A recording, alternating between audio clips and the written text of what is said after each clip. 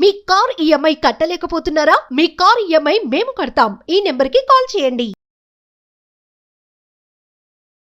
నమస్తే, welcome back to Suman TV. నేను మీ సంజయ్. ఈరోజు మనతో పాటు ఉన్నారు తోడు నీడా ఫౌండర్ రాజేశ్వరి అమ్మగారు. అమ్మతో మాట్లాడి కొన్ని విషయాలు తెలుసుకుందాం. నమస్తే అమ్మ. నమస్తే సంజయ్. ఈ మధ్య పిల్లలు చూసుకుంటే ఏ విషయాన్ని ఉన్నా తోటి వారితో పంచుకుంటున్నారంటే ఫ్రెండ్స్తోని వాళ్ళతో పంచుకుంటున్నారు తప్పితే తల్లిదండ్రుల దగ్గర ఎలాంటి విషయాన్ని షేర్ చేసుకోవట్లేదు. అసలు ఎందుకు అంటారు ఇలా జరుగుతుంది? అసలు తల్లిదండ్రుల మీద నమ్మకం లేకపోవడం అంటారా ఇలా జరగడానికి గల కారణాలు? ఒకటి, పూర్వం 10 మంది పిల్లలు ఉండేవారు, అంటే వాళ్ళ ఏజ్ గ్రూప్ అన్నదమ్ములు ఉండేవారు కాబట్టి కుటుంబంలో ఏదైనా కష్ట సుఖాలు వస్తే వాళ్ళతోటి షేర్ చేసుకునే అవకాశం ఉండేది. రెండో పాయింట్ ఏంటంటే ఇప్పుడు 10 మంది కాదు, ముగ్గురు ఇద్దరు ఇప్పుడు ఒక్కళ్ళని కంటున్నారు కొన్నాళ్ళకి, ఇప్పుడు అది కూడా లేదు. సో షేర్ చేసుకోవడానికి వీళ్ళు సమబుద్ధి అయిన మనుషులు ఎవరు లేరు వీళ్ళకి ఇంట్లో. అమ్మ నాన్నే ఉంటారు, అమ్మ నాన్న పిల్లలు, అంతే కదా.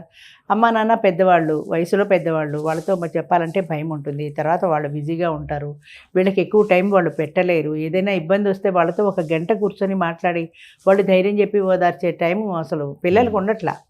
దాంతో వీళ్ళు ఎవరు అని వెతుక్కోవడంలో వీళ్ళ సమవయస్కులైనటువంటి దోస్తులు కొంతమంది ఉంటారు కదా, ఆ స్నేహితులు వీళ్ళకి మానసికంగా దగ్గర అవుతారు. కష్టమైన సుఖమైన వాళ్ళతో షేర్ చేసుకోగలుగుతారు. అంచేత ఏ విషయమైనా మనసులో ఏ కష్టం ఉన్నా, ఏ నష్టం ఉన్నా, ఏ సంతోషం ఉన్నా ఫ్రెండ్స్తో షేర్ చేసుకోవడం అనేది ఒక అలవాటుగా మారింది. దాంతో వీళ్ళకి ఏదైనా ఇబ్బంది వస్తే వెంటనే ఇమీడియట్గా ఏ ఫ్రెండ్ ఉన్నాడని ఎత్తుకుంటారు ఆ ఫ్రెండ్తో షేర్ చేసుకోవడానికి. అమ్మా, అండ్ అంతేకాకుండా మీరు అన్నట్టుగా ఒక సోదరులతో షేర్ చేసుకుంటే ఇంట్లో వ్యక్తుల మధ్య ఉంటుంది, ఒక కుటుంబంలో మాత్రమే ఉంటుంది అన్నమాట. కానీ ఇప్పుడు స్నేహితులతో ఇలాంటి విషయాలు పంచుకోవడం వల్ల ఏమవుతుందంటే బయటకు వెళ్తుంది ఇలాంటి మాటలు. అది ఎంతవరకు కరెక్ట్ అంటారు? అది బయటికి వెళ్ళకుండా ఇంట్లోనే షేర్ చేసుకోవడం మంచిదే. కానీ ఈ ప్రస్తుత వాతావరణంలో ఇంట్లో ఎవరు లేరు. వాళ్ళ సమస్య ఏంటంటే వాళ్ళకు వచ్చిన కష్టాన్ని ఏదో ఇప్పుడు కాలేజీలో ఏదో తిట్టారు, లేదా ఏదో జరిగింది, ఇది కావాలనుకుంటున్నాడు, పిక్నిక్ వెళ్ళాలి, డబ్బులు అడగాలి, ఇలాంటి విషయాలు పేరెంట్స్తో షేర్ చేసుకోవడానికి జనరేషన్ గ్యాప్ ఉంది. పేరెంట్స్కి తీరిక లేదు. ఇంత మాట్లాడాలంటే పేరెంట్స్ పట్ల కొంచెం భయభక్తులు కూడా ఉంటాయి.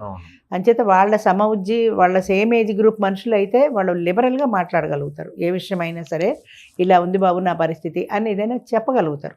ముఖ్యంగా లవ్ అఫైర్, ఒరే అమ్మాయిని నేను లవ్ చేస్తున్నాను, ఈ అమ్మాయిని నేను లవ్ చేస్తున్నాను అని ఏదైనా చెప్పాలంటే ఫ్రెండ్కి చెప్పగలుగుతారు, కానీ పేరెంట్స్కి చెప్పలేరు. అంచేత అలాంటి టైంలో ఫ్రెండ్ అనేవాడు friend in need is a friend indeed ఏదో చెప్తారు చూడండి సామెత, అలాగా నిజమైన స్నేహితుడు అయిన వాడు నిర్మోహమాటంగా వాడి మంచి కోరి సలహా చెప్పాలి. వాడు వీడేదో తప్పుడు మాట అన్నాడు అనుకో, తప్పు నువ్వు అలా చేయకూడదు, ఆ అమ్మాయిని నువ్వు ఇలాగే ఉండాలి అని మంచి సలహా చెప్పాలి. మంచి సలహా చెప్తే వాడికి దూరం అవుతానేమో, వాడు నాకు మందు కొట్టించడేమో, నాకు సిగరెట్లు ఇయ్యడేమో, నన్ను హోటల్కి తీసుకెళ్ళడేమో అని, బాగుందిరా, వెరీ గుడ్, అలాగే చేయరా అని సపోర్ట్ చేస్తారు స్నేహితులైన వాళ్ళు. అంచేత అలాంటి స్నేహం కాకుండా నిజమైన స్నేహితుడు నీ కోసం అన్ని కష్ట నష్టాలని భరించగలిగే స్నేహితుడితో షేర్ చేసుకుంటే వాళ్ళు నిజంగానే సరైన మార్గం చెప్తారు.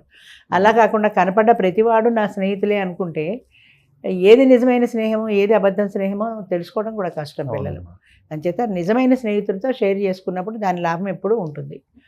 అంచేత వాళ్ళు సరైన స్నేహితుడిని ఎన్నుకోవాలి, సరైన స్నేహితుడితో షేర్ చేసుకోవాలి. షేర్ చేసుకున్నా కూడా తనకి తను మళ్ళీ ఆలోచించుకోవాలి. వాడు ఏదో సలహా చెప్పాడు, అది అప్లికబుల్ అవునా కాదా, ఎంతవరకు అది సమంజసం, అది కరెక్ట్ అవునా కాదా అనేది వీళ్ళ సొంత బుర్రతో వీళ్ళు ఆలోచించుకొని బిహేవ్ చేయగలగాలి. ఎప్పటికైనా తర్వాత ఈ జనరేషన్ తర్వాత అవకాశం చూసుకుని తల్లిదండ్రితో ఎప్పుడు చెప్పడం మంచిది. ఎందుకంటే ఫ్యామిలీకి సంబంధించిన విషయం ఇది. అంచేత 10 మందిలోకి వెళ్ళే కంటే కన్నవారితో కోపం వస్తే 2 కోప్పడతారు. అమ్మ నాన్నే కదా కోప్పడ్డారు. ఇప్పుడు పిల్లలకి ఏంటంటే కోప్పడితే ఒప్పుకోరు. స్కూల్లో టీచర్ కోప్పడినా ఒప్పుకోరు, ఇంట్లో పేరెంట్ కోప్పడినా ఒప్పుకోరు. ఇంట్లోంచి కోప్పడితే వెళ్ళిపోతాడని భయం పేరెంట్స్కు. వెళ్ళిపోతాడేమో, పిల్లాడు కాకుండా పోతాడేమో అని భరించి వాళ్ళు అడిగినవన్నీ ఇచ్చేటువంటి పేరెంట్స్ ఎంతోమంది ఉన్నారు. ఆ రకంగా తప్పుదోవ పడుతున్నారు పిల్లలు. అమ్మ, ఇక్కడ చూసుకుంటే తల్లిదండ్రులతో ప్రతి పిల్లవాడు ప్రతిదీ షేర్ చేసుకోలేరు, ప్రతిదీ పంచుకోలేరు. ప్రేమ వ్యవహారాలు కానీ, స్కూల్లో ఏదైనా అవమానం జరిగిన విషయాలు కానీ, చిన్న విషయాలని అండ్ కొన్ని పెద్దవాళ్ళ దగ్గర వరకు షేర్ చేసుకునేంత ఏంటంటే స్నేహం ఉండదు. ఇప్పుడు అలాంటి ఫ్రెండ్స్తో షేర్ చేసుకుంటారు. కానీ ఈ ప్రేమ వ్యవహారాలు అనేది ముదిరి సూసైడ్ వరకు వెళ్తున్నాయి. తాగడాలు, విపరీతమైన వేరే అలవాట్లకి బానిసలు అవ్వడం ఇలాంటి కారణాలు అవుతున్నాయి. ఇలాంటి సందర్భంలో తల్లిదండ్రులు పిల్లల్ని గమనించుకుంటూ ఉండాలి. ఒకవేళ పిల్లవాడు చెప్పినా చెప్పకపోయినా పిల్లవాడు మానసిక స్థితి ఎలా ఉంది, ఏం చేస్తున్నాడు అనేది ఎలాగా గుర్తించాలంటారు? ఒకవేళ మా పిల్లవాడిలో మార్పులు వస్తున్నాయి అంటే ఎందుకు అనేది ఎలా గుర్తించాలంటారు? అసలు ముందు పిల్లలకు పేరెంట్స్ తప్పనిసరిగా కొంత టైం కేటాయించుకోవాలి. వాళ్ళు వచ్చేటప్పటికే రాత్రి 8-9 అయిపోతాయి ఆఫీసుల నుంచి. పిల్లలు ఆ టైంకి తినేసి పడుకుంటారు. వాళ్ళ భోజనాలు వేరు, వీళ్ళ భోజనాలు వేరు, వాళ్ళ టైములు వేరు, వీళ్ళ టైములు వేరు. వాళ్ళు లేచేపటికి వీళ్ళు ఆఫీసుల నుంచి వెళ్ళిపోతారు. వాళ్ళు లేట్ నైట్ పడుకుంటారు, లేట్గా లేస్తారు. అప్పటికి వీళ్ళు 8 గంటలకు ఆఫీస్కి వెళ్ళిపోతారు. అసలు పిల్లలతో టైం ఎక్కడుంది గడపడానికి? టైం లేదు కాబట్టే దాన్ని కాంపెన్సేట్ చేయడం కోసం పిల్లడు ఒక 10,000 కావాలంటే 10,000 టేబుల్ని పెట్టేసి వెళ్ళిపోతారు అంతే. వాడు వచ్చి తీసుకుంటాడు, వెళ్ళిపోతారు. కానీ ఈ 10,000 నీకు ఎందుకు, ఏ విషయంలో కావాలి అని అడిగే తీరిక ఓపిక పేరెంట్స్కు లేవు. అది ఎక్స్ప్లెయిన్ చేసేది లేదు. తప్పనిసరిగా తల్లి తండ్రి పిల్లలు కూర్చొని మాట్లాడుకునే అలవాటు ఉండాలి. భోజనాలు అందరూ కలిసి చేశారనుకోండి, భోంచేస్తూ మాట్లాడుకుంటారు. స్కూల్లో విషయాలు పిల్లలు చెప్తారు, కాలేజీల విషయాలు పేరెంట్స్ వింటుంటారు, ఏదైనా అవసరమైతే సలహా ఇస్తారు.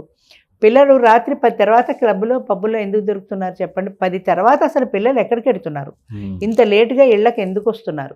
వీళ్ళ రూమ్లో వీళ్ళు తలపేసి పడుకుంటారు, వాడు వచ్చి వాడి రూమ్లోకి వెళ్ళిపోతాడు. అంతేగాని పద్దాడితే అమ్మ కళ్ళ పడతామేమో, నాన్న కళ్ళ పడతామేమో అనే భయం పిల్లలకు ఉండట్లేదు. ఎందుకంటే వాళ్ళు పడుకుంటారు కాబట్టి.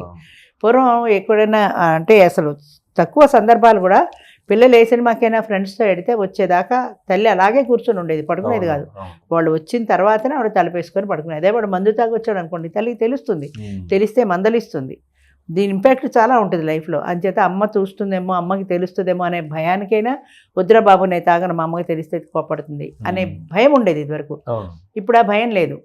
ఎవరి దారి వాళ్ళదే, ఎవరి జీవితాలు వాళ్ళవే. ఒక ఇంట్లో ఉంటున్నారు తప్ప ఎవరి జీవితాలు వాళ్ళవే. ఇంతెందుకండి, పసిపిల్లలు వేరే గదిలో పడుకోబెడుతున్నారు ఈ రోజులో. ఇది వరకు పాలు తాగే పిల్లలేంటి 5-6 ఏళ్ళు 10 ఏళ్ళు వచ్చే వరకు అమ్మ దగ్గరే పడుకున్నారు పిల్లలు. పెద్ద వయసు వచ్చిన తర్వాతనే వేరే వెళ్ళేవాళ్ళు. అలాంటిది ఇప్పుడు పాలు తాగే పిల్లల్ని కూడా వేరే గదిలో పడుకోబెడుతున్నారు. ఎందుకని అంటే వాళ్ళు ఉండకూడదు, వాళ్ళు సపరేట్గా పడుకోవడం వాళ్ళకి అలవాటు అవ్వాలి.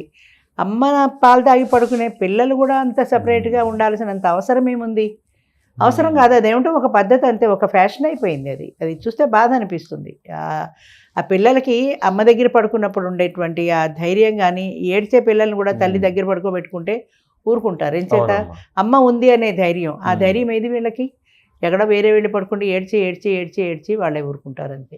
చిన్నప్పటి నుంచి పేరెంట్కి పిల్లలకి మధ్యలో రిలేషన్ పూర్వం అంత స్ట్రాంగ్గా లేదు. చెప్పాలంటే పూర్వం ఉన్నంత స్ట్రాంగ్గా లేదు. ఆ స్ట్రాంగ్గా లేదు కాబట్టి ఆ బంధం బలహీనపడుతూ వస్తుంది. ఆ బలహీన పడిన తర్వాత పిల్లలు పేరెంట్స్తో షేర్ చేసుకోలేరు, పేరెంట్స్ అలాగే పిల్లల్ని కంట్రోల్ చేయలేరు. అది అంటే ఆ బంధం బలహీన పడుతున్న కొద్దీ కూడా వాళ్ళకి వీళ్ళకి మధ్య రిలేషన్ దెబ్బతింటోంది. మీరెవరు నాకు చెప్పడానికి అనే స్థాయికి పిల్లలు వస్తున్నారు. అంటే చేతులారా తల్లిదండ్రులే చేసుకుంటున్నారు అంటారు. చాలా వరకు అబ్సల్యూట్లీ అమ్మా. థ్యాంక్ యూ అమ్మా, థ్యాంక్ యూ వెరీ మచ్. ప్రతి తల్లిదండ్రి కూడా ఇది పరిగణనలోకి తీసుకుంటారు అనుకుంటున్నాను. వాళ్ళు తీసుకుని వాళ్ళ పిల్లల భవిష్యత్తు కోసం అన్న వాళ్ళు కొంచెం సమయాన్ని కేటాయిస్తారని తప్పనిసరిగా కేటాయించాలండి. తప్పనిసరిగా కేటాయించాలి. కేటాయించినప్పుడు మాత్రమే ఆ తల్లి బిడ్డల బంధం కూడా గట్టిపడుతుంది. ఓకే అమ్మా, థ్యాంక్ యూ అమ్మా.